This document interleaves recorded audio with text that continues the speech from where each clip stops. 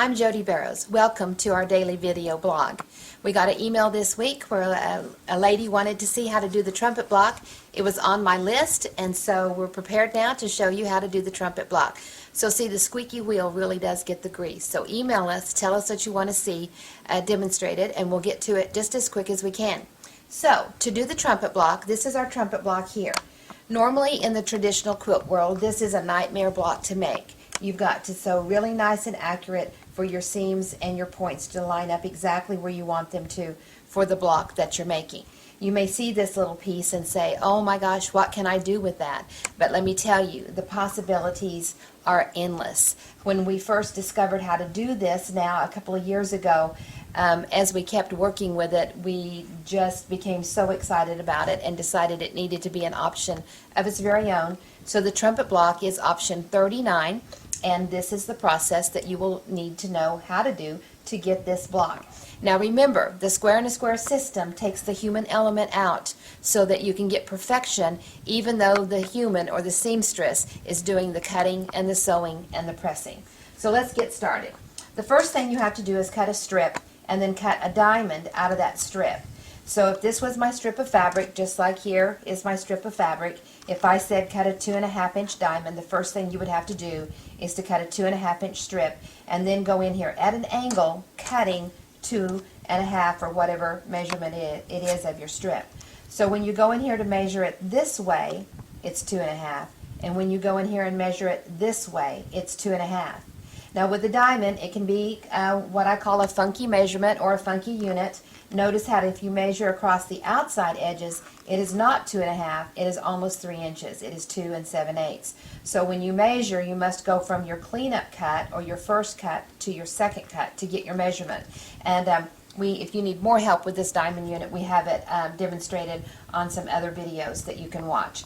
So then you'll just put the strip in your sewing machine and you'll start laying your diamonds on top. And you can put as many on the strip as you need or as many as the strip will hold.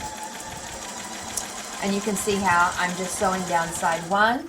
I just leave a little bit of a finger space in between and I sew the next one on. And of course when you're working with several at a time, it goes much faster and much easier than when you're just trying to make one. Then I come back here and just separate some of them off.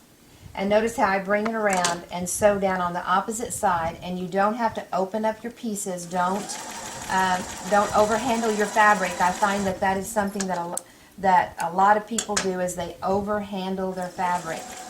You know, cotton fibers were alive at that point in time, and they don't like being pushed and pulled upon. So let your pieces lay flat. See, that will not get caught in there. And you'll just continue sewing until you have the strip on all 4 sides. So you'll just bring them back around and keep sewing down, making sure that you're sewing a nice scant 1/4 of an inch. And when you have these 2 sides on, then you'll cut them apart and press. Cut your strip off when you're done. Sew to the end. Remember, I always sew with a scrap. I don't ever leave my machine empty. And if this is the only thing that you ever learn from me of sewing with a scrap, you'll be ahead of the game. So see, we have long strips on side 1 and 2, leave them folded together. Go in here and cut them apart. And when you press, you want to press so that the diamond is flat, so the seam goes out or away from the center unit. They look kind of crazy like this. And then you'll just go back in with another strip on side 3 and 4. And when you get all 4 sides on your piece, they will look like this here. And of course this one is a bigger one. This is the larger diamond. And I was working with a small diamond here for the demo. But now the first step for cutting your trumpet unit is you have to cut these side units first. So let's get in here close so that we can cut our side pieces. This is what it will look like when we get the sides trimmed up. And the first thing you have to do, so let's get in here close so that you can see, is you want to find the 120 on your ruler.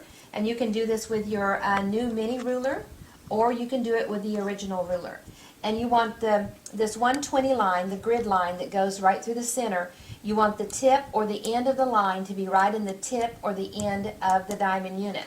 See, when I have this trimmed up, this is very sharp. We don't want it blunted. We don't want fabric hanging off of the end. We want a nice sharp point. So we put the point of the line right in the point of the diamond, and I just make my cut.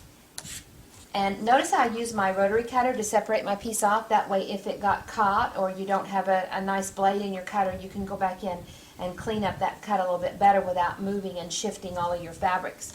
Now this trim I call the swing, because I'm just going to leave my tip or my ruler right there, and I'm just going to swing the 120 to the opposite side of the diamond. And once again, make it nice and sharp right in the point. And the only thing I'm checking is that my 120 line goes right across the diamond that's underneath there, and I cut it again. Notice how I use my rotary cutter to separate the fabric off. Now when I move this, see, we have a sharp angle here, we have the sharp cut there, and this is nice and sharp. And this is called the swing, and you do it again on the opposite side.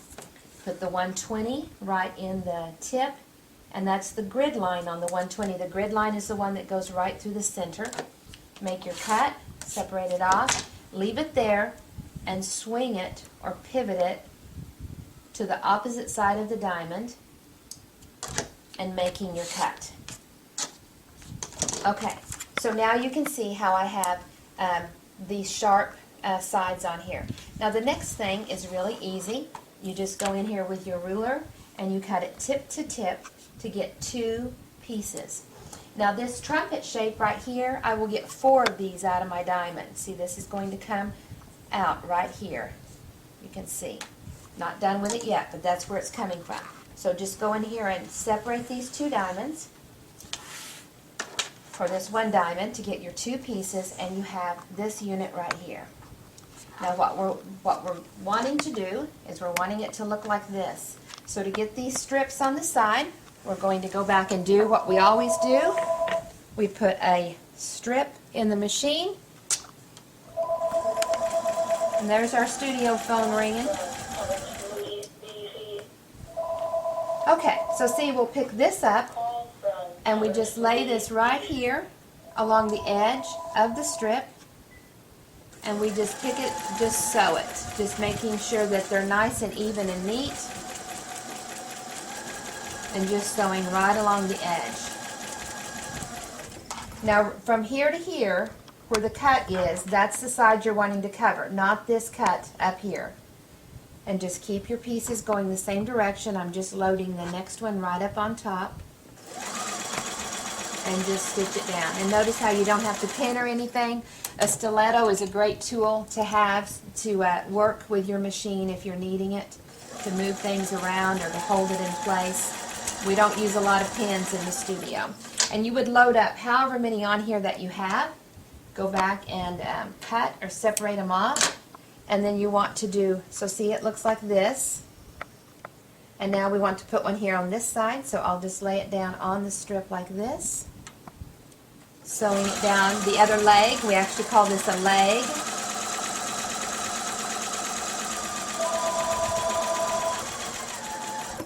And when we get these completed with the strip on each side, we press again so that the seams are going all the way out, nice and neat. You want the seams to go out or away from the diamond always. And it looks like this. Now you'll take your square and square ruler. The new Mini has this great square on the side right here. This square here on the side of our new Mini ruler. And we're going to take this and come right in here, use it inside to cut our diamond. Now this line here that goes through there, we want that to go right through the center point of our diamond. And notice how you want from here to here, you want from here to here to be the same measurement as here to here, so that when you put these together, your points will match up exactly, and you want to always leave the 1/4 of an inch off of the tip. So I have my angle line going right through the center part of the red, and then I'm looking here that it's 1 1/4 here, and it's 1 1/4 here. And see how you can push it out and make a bigger trumpet, or see how you can pull it in, making a smaller trumpet. So let's say that we want a 3 3/4 inch trumpet. We'll just make sure this goes right through the point here. Well, I'm making sure I have the same measurement, which is 1 3/4 and 1 3/4, and I just go back in here and cut, and there I have 2 sides of my trumpet made, and then I'll just switch it again, and I want to make sure that I have a 1/4 inch right off of the tip of the trumpet, and then I'm keeping my eye on that. I want to make sure I have a 1/4 inch, and then I go in here to my 3 3/4 inch mark, and all I have to do is make that little cut,